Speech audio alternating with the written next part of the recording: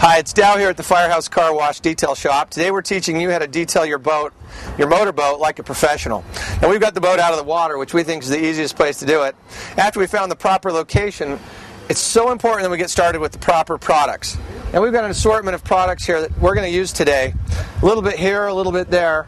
I wouldn't expect the average person at home to have all of these products on their shelf, but the more you have for the specific uses, the better off we're going to do and the better job you're going to be able to do. Products that are professional quality are going to give you superior results, and typically with today's investments in boats, you don't want to be taking any shortcuts. Boats are in hard water conditions. They're in the sunlight a lot, so we want to have products that have good UV protection to protect the vinyl inside, to protect the gel coat. And so we get all of our products from a professional detail supplier called Budco here in Utah. They have a website. It's eBudco. That's EBUDDCO.com.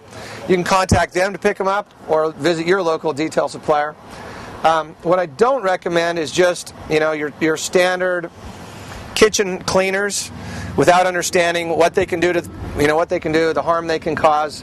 A product like Windex, for example, if it's used in the wrong place on tinted windows, the ammonia in it will destroy the window tint. So you want to be careful with things like that.